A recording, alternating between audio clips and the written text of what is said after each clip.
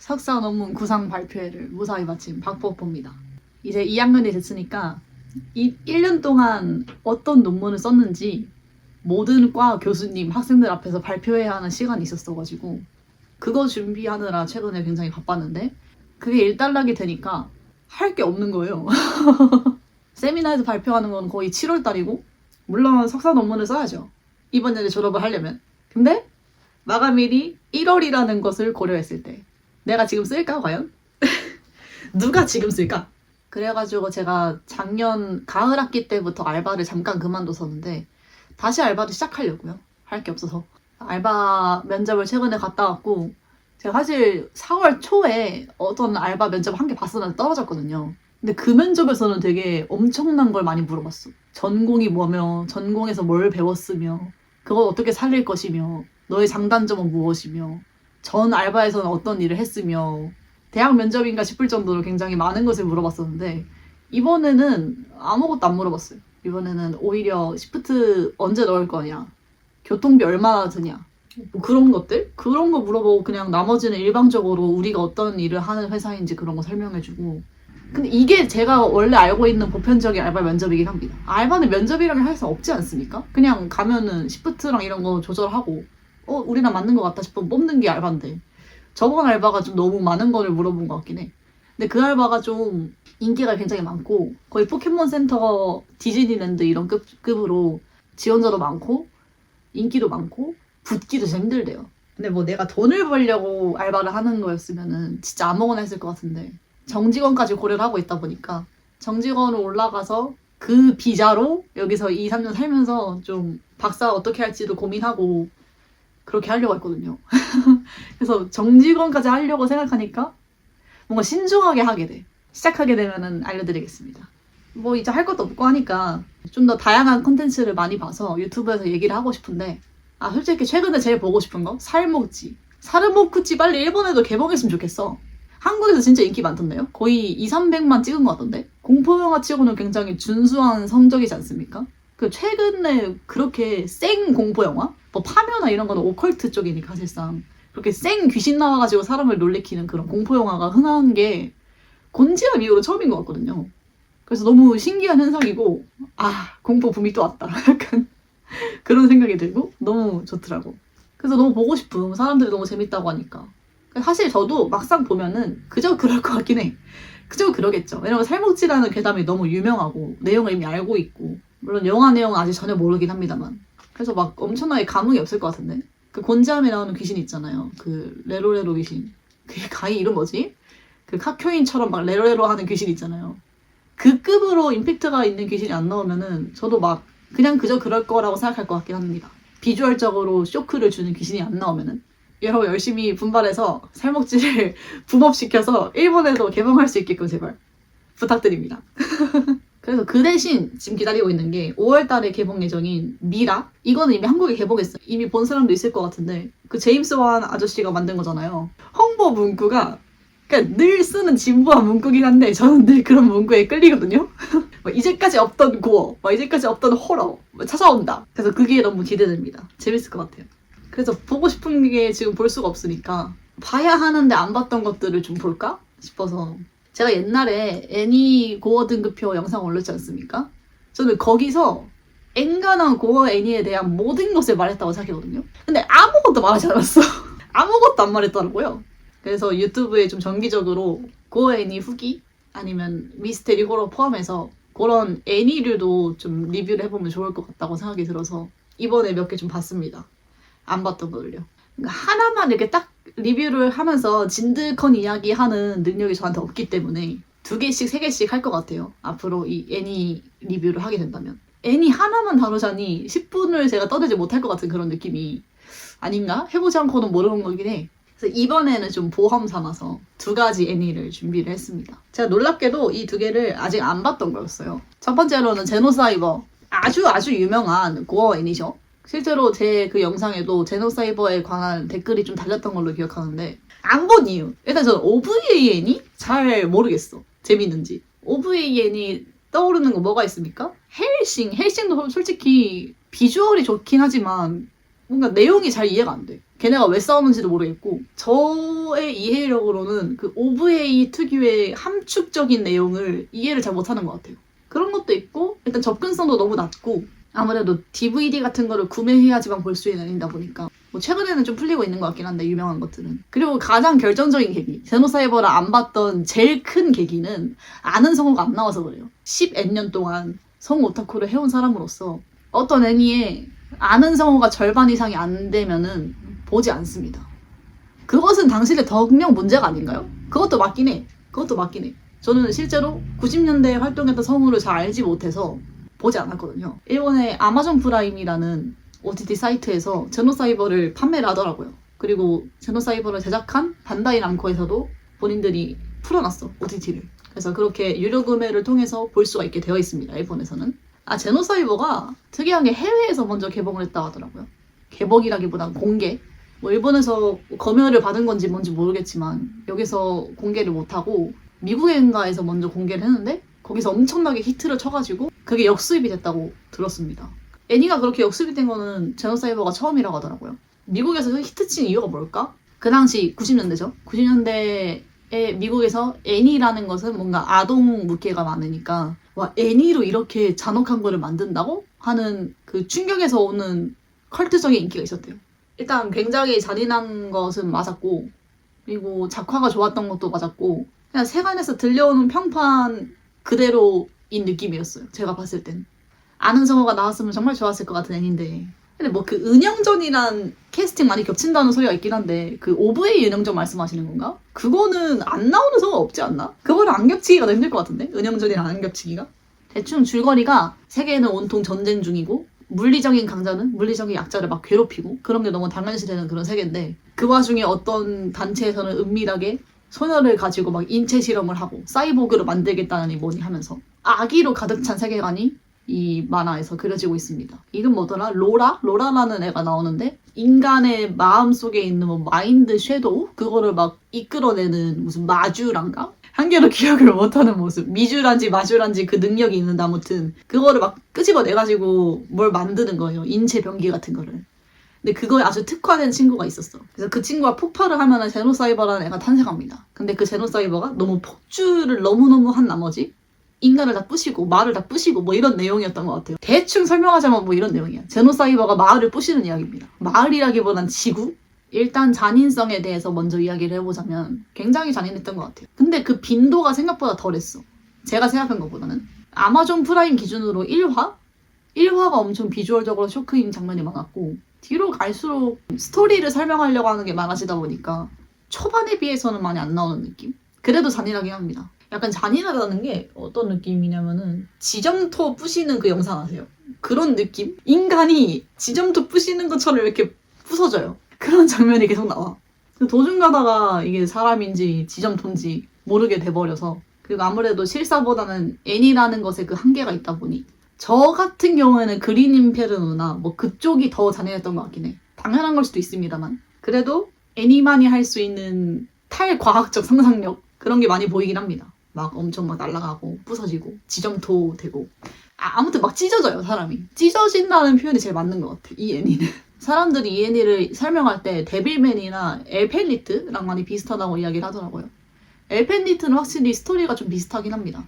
데빌맨도 메시지 면에서 좀 비슷한 것 같고 확실히 그 두 애니를 보는 게 훨씬 나을 것 같긴 한데 제 개인적으로 왜냐면 너무 불친절해요. 불친절하고 그리고 볼 수 있는 경로도 너무 적고 보는 목적이 정말 그 고어 하나인 느낌이 좀 강하긴 합니다만은 근데 보통 고어 스플래터를 좋아하는 사람들은 액션적인 거를 좋아한다고 저는 생각하거든요. 근데 막 딱히 액션적이진 않은 느낌? 뭔가 스피드가 없어. 스피드가 없는 게 약간 제 취향의 고어는 아니었던 것 같아요. 그래서 그 직접적인 고어 씬보다는 약간 전체적인 분위기가 좀 마음에 들었어요. 약간 데드 스페이스 같아. 이런 мя꾸мя꾸처럼 생긴 고어적인 요소들이 많이 나오다 보니까 그런 게 좀 데드 스페이스 같다고 느껴진 것 같기도 하고 본격적인 고어 씬이 나오기 전에 나오는 씬 같은 게 있는데 그게 너무 마음에 들었어.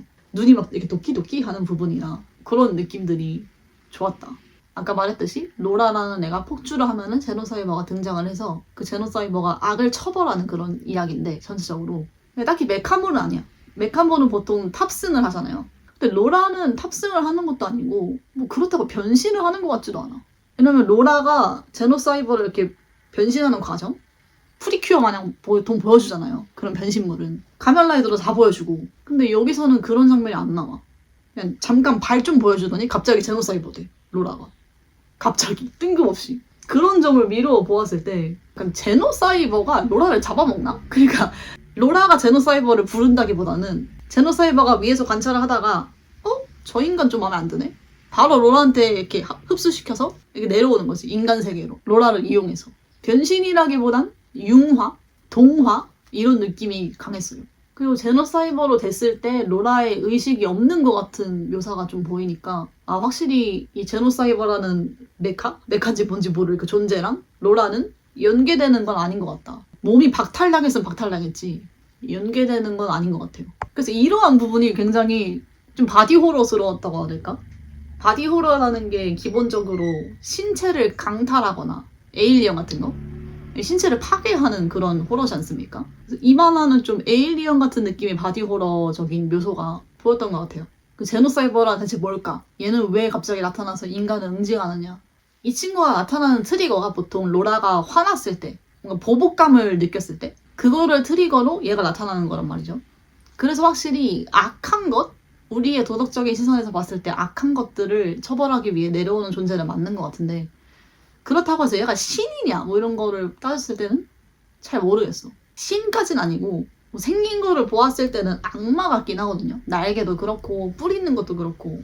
근데 악마가 악한 거를 처벌할까? 라고 했을 때 그렇진 않으니까. 그럼 천사인가? 그 성경 안에서는 천사가 약간 심판하는 존재잖아요. 나쁜 인간을 벌하는 존재로서 천사가 등장하잖아요. 뭐 묵시록도 그렇고. 그런 느낌의 천사를 묘사한 건가 싶기도 하고. 근데 외관은 너무 악마라는 점에서 얘가 마냥 정의가 아니라는 거를 이 애니에서 말해주려고 하는 것 같아요. 이 애니가 막 반전주의까지는 모르겠지만 확실히 폭력이 너무 끔찍한 것이다 뭐 이런 거를 보여주려고 하는 것 같긴 해.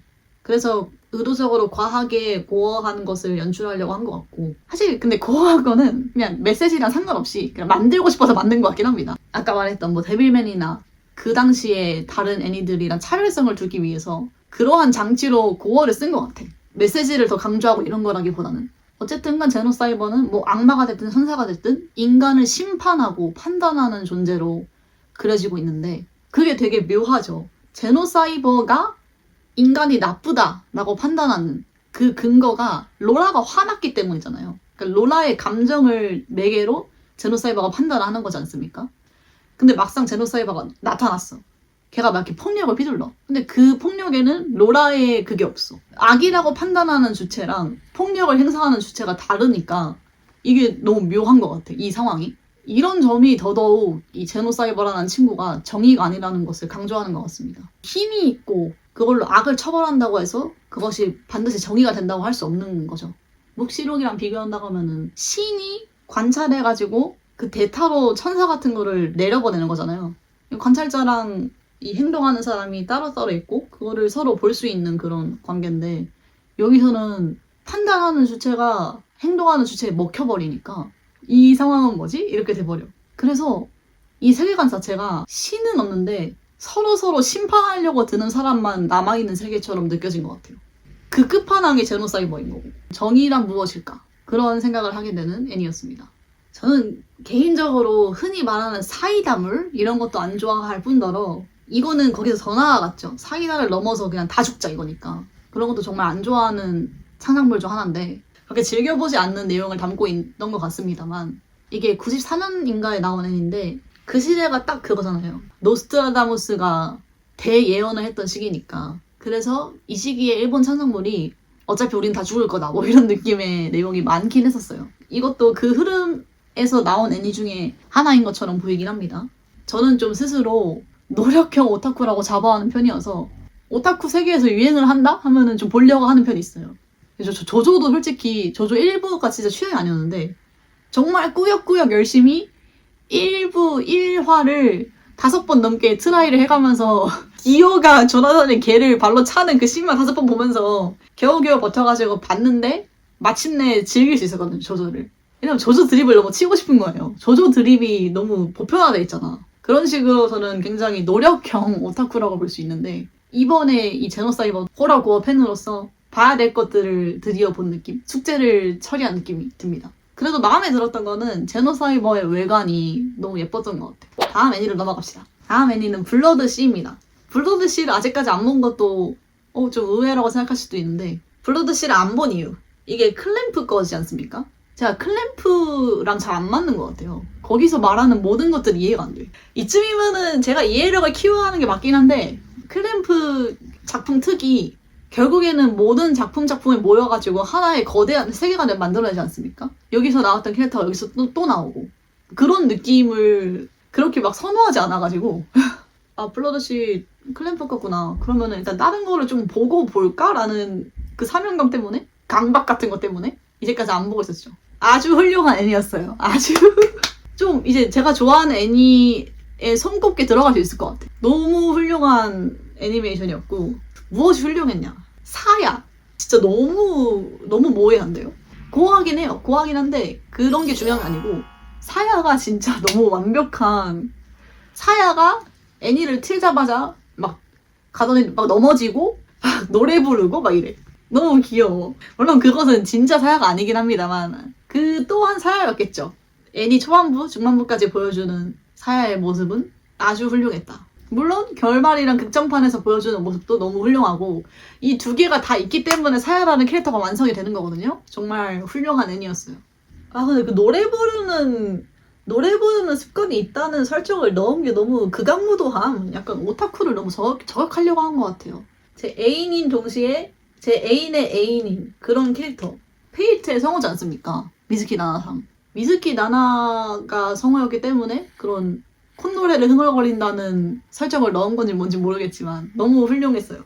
이제 꾀꼬리 등장했어 갑자기. 그래서 그 꾀꼬리가 밤이 되면은 후르키모노라고 하는 직역하면은 과거의 존재? 뭐 이 정도의 느낌인데 그 후르키모노를 쓰러트리러 이게 칼을 꺼낸 다음에 맨날 이렇게 썰러 다녀요. 설정 과다 아닙니까? 좀 정도껏 해야지 너무. 그리고 그 후르키모노를 죽일 때 동요를 안 해. 막 우는 소리도 안 하고 그냥 죽여. 심지어 눈 안광이 죽거든요. 오마이갓.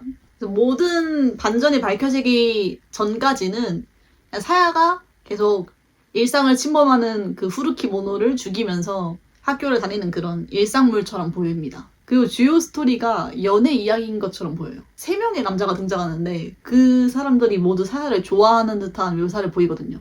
그래서 시청을 하면서 소중반까지만 해도 이 애니는 대체 타겟층을 누구로 설정했을까라는 의문이 계속 들었어. 너무 언밸런스하게 느껴졌거든요. 이 일상에서 일어난 이야기랑 사야 혼자 일어나는 이야기가 대체 어떤 이야기로 전개가 되려나 했는데 아니나 다를까 끔살 엔딩이더라고요. 그래서 다 죽어버리고 사야는 그 모에케 요소 다 빠져버리고 쿨게가 돼버려. 뭐 이러한 결말은 어느 정도 예상이 됐긴 했죠. 사야가 혼자 싸울 때 뭔가 무아지경이 된 듯이 배기만 하거든요. 그 모습이 어쩌면 사야의 본 모습을 보여주려고 하는 것일 수도 있죠. 정말 좋았던 장면이 있는데 사야가 싸우면서 피를 택 이렇게 뱉는 씬이 있는데 so sexy. 아무튼 너무 훌륭한 훌륭한 애니? 훌륭한 사야가 아니고 훌륭한 애니였고 원래 이 영상을 제가 실시간으로 보면서 영상을 찍을까 했는데 안 그러길 잘한 것 같아. 너무 키모토였을 것 같아요. 이 블러드 씨를 보는 나의 모습. 그 남자 후미토? 걔가 진짜 또라이 중에 또라이. 키스를 왜 하세요? 약간 이런 느낌이 들고 작화가 엄청 올라가고 성우 컬도 확 올라가요. 저기 나카무라 유이치랑 카지 유키가 서로 떠들고 있음. 그리고 무슨 집에 도착했는데 거기 하나사와 카나가 있음. 너무 성우진이 너무 빡빡해. 그리고 무슨 강아지가 한 마리 나오거든요. 되게 기묘하고 수상하고 알 수 없는 강아지. 걔가 몇 회까지는 말도 안 하다가 어느 순간부터 말을 하는데 목소리가 후쿠야마 준인 거임. 후쿠야마 준상이 XXS의 홀릭에서 남자 주인공을 맡지 않았습니까? 근데 클램프의 세계관을 고려해봤을 때 이게 단순히 중복 캐스팅이 아니고 같은 인물일 가능성도 있음. 근데 같은 인물이어서 뭐 어쩔 건데 그건 모르겠어요. 제가 이 세계관을 잘 모르니까. 그 남자애가 걔가 됐구나. 이런 정도의 인식으로만 봤습니다. 그래서 그 걔가 자꾸 의미심장한 말을 해. 인간은 변할 수 있을까? 뭐 악이라는 거는 숨길 수 있는 것이지. 뭐 이런. 그리고 애니판 소제목이 싹 다 백인일수에서 나온 거거든요.